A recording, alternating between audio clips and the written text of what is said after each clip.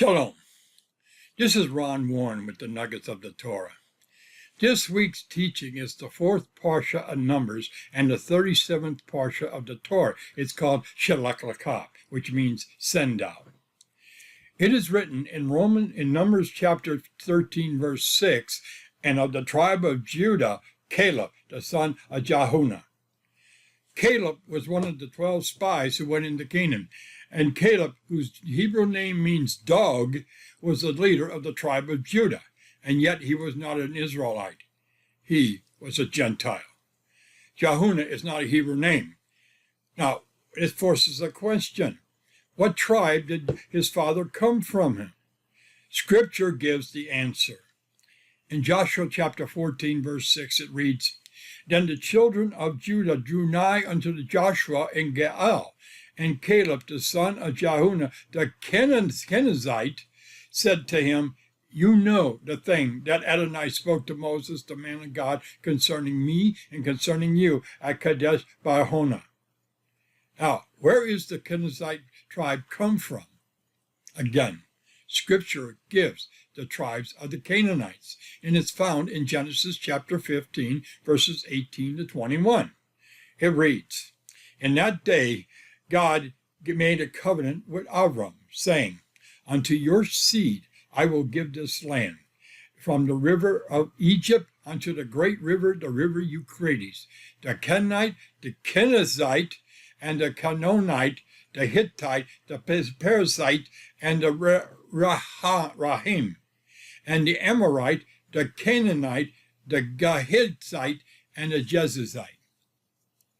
You know, in Numbers chapter 14, verse 24, it reads, But my son Caleb, because he had a different spirit and followed me fully, I will give unto the land which he entered, and his descendants shall take possession of it. Do you have the spirit of Caleb? You know, if there was ever a biblical Gentile character that displayed the right attitude or a different spirit toward God and his word, it would have to be Caleb. There are only 30 verses about Caleb, but 6 times Scripture stated that Caleb fully followed the Lord.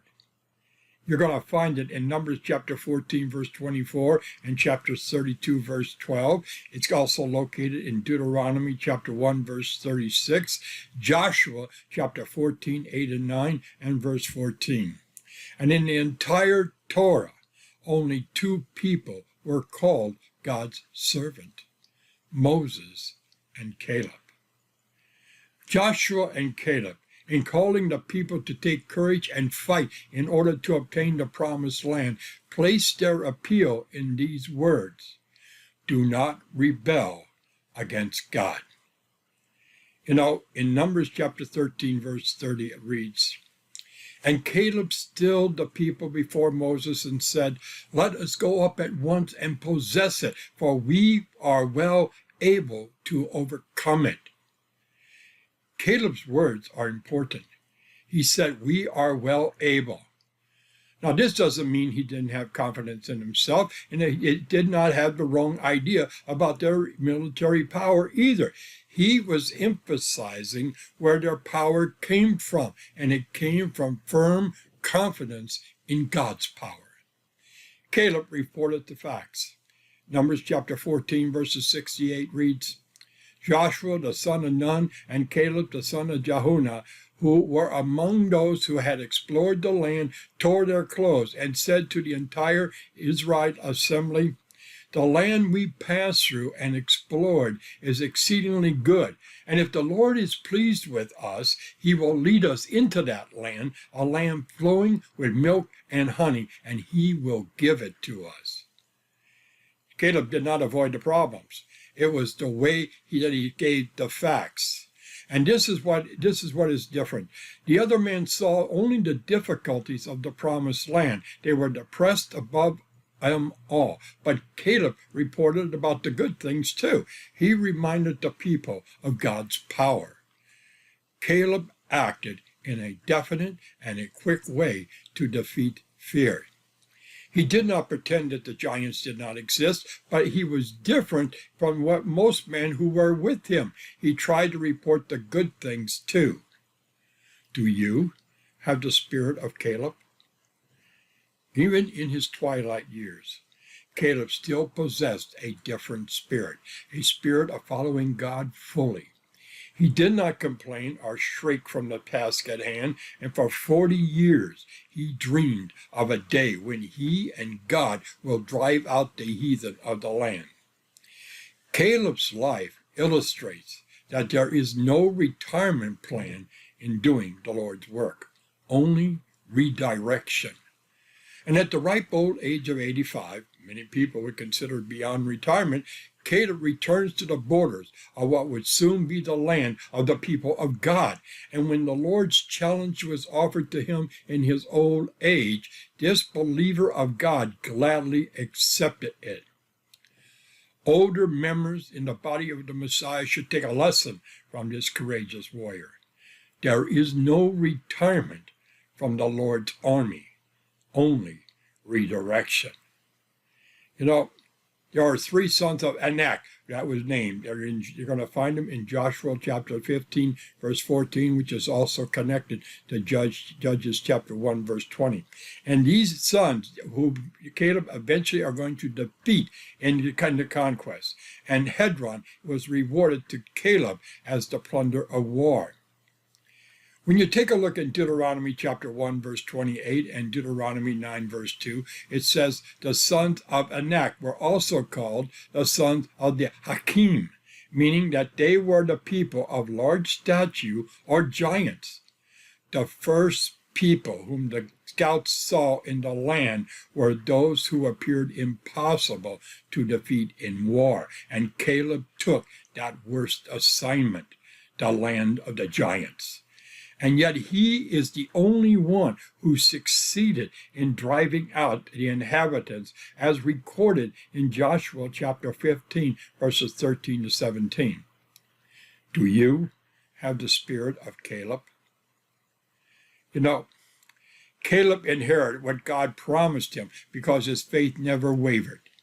While his world was changed dynamically following the people's refusal to go into the land, Caleb never faltered in his confidence in God's ability to fulfill what he had promised. And because of his great faith, Caleb was blessed. Do you have the spirit of Caleb? You know, in Numbers chapter 16, verse 10, it reads, "But all of the congregation said to stone them with stones, and then the glory of the Lord appeared in the tent of meeting to all of the sons of Israel." As the people rose up to declare and to pelt Caleb and Joshua with stones, God appeared to declare their fate. You know, Caleb has 7 characteristics showing that he's a man of God. Let's look at him.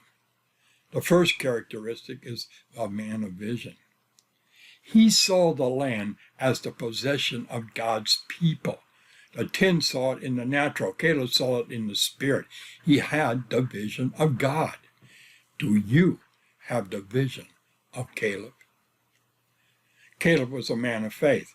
In Numbers chapter 13, verse 30, it reads, "Then Caleb quieted the people before Moses and said, 'Let us go up at once and take possession, for we are well able to overcome it.'" And he also says in Numbers chapter 14, verse 9, "Only do not rebel against the Lord, nor fear the people of the land, for they are our bread. Their protection has departed from them, and the Lord is with us. Do not fear him." Faith reasons God to the difficulties. Unbelief reasons from the difficulties to God. Do you have the faith of Caleb? Number 3 characteristic is Caleb was a man of perseverance. Faith needs to persevere. Caleb spent 40 years in the wilderness and in the midst of campfire activity with 10 incidents of murmuring. Perseverance comes because we see what God sees. Do you have the perseverance of Caleb?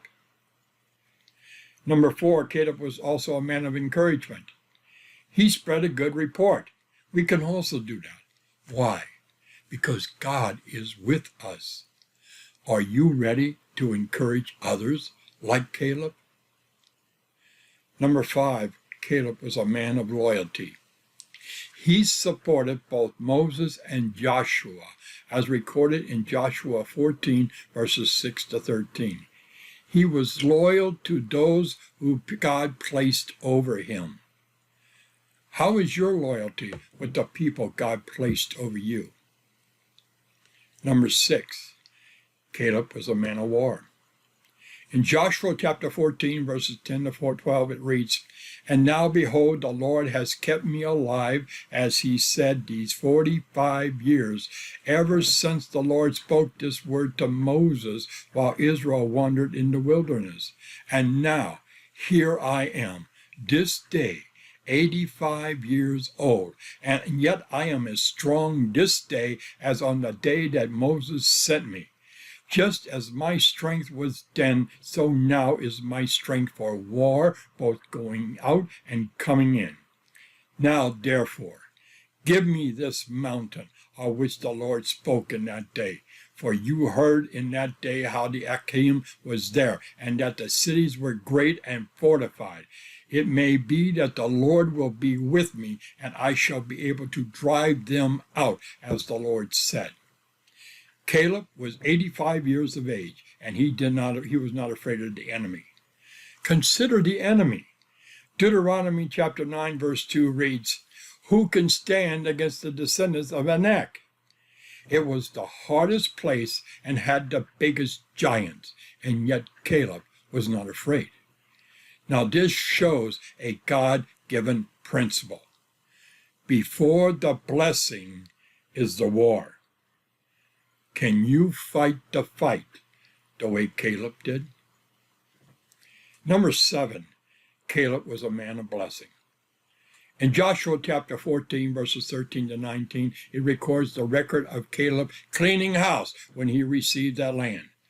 Although the mountain he wanted was filled with hostile Anakites, he refused defeat and claimed his inheritance.